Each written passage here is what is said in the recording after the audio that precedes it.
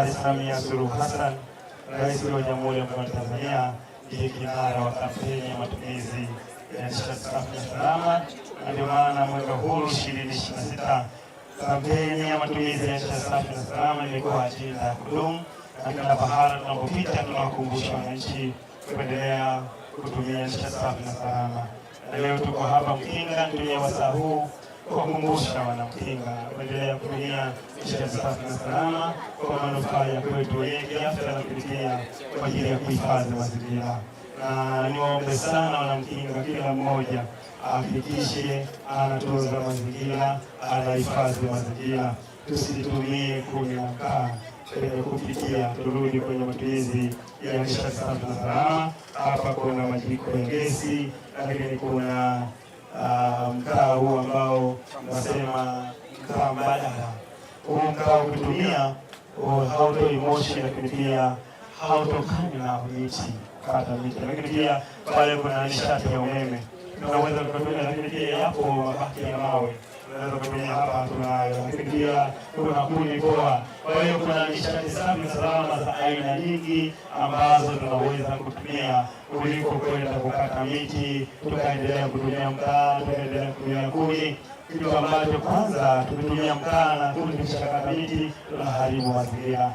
Nimeshukuru kupokea jiko hili au kwa majiko haya kwa msaada tulioupata sisi kama wajasiriamali, ambao tutahamasisha na wenzetu kutumia nishati safi, kuacha kutumia kuni, kutumia mkaa, kwa sababu ni nishati ambayo inaharibu mazingira.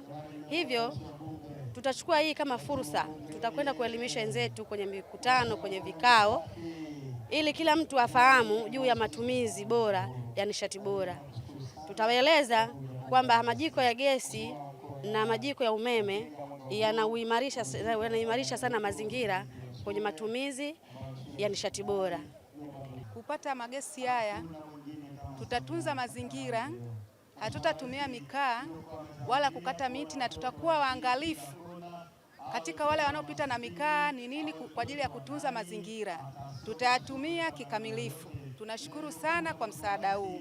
Kuni ni hatari sana watu, kwa hiyo watumie majiko yale ya gesi ama la umeme. Kwa hiyo tuendelee na kazi hiyo, na wenzetu tuwafahamishe. Kwa hiyo sisi tumekabidhiwa, na tuambie wenzetu kwa kuwa kutumia kuni ni hatari sana. Kwa hiyo tubadilike, tutumie umeme na gesi.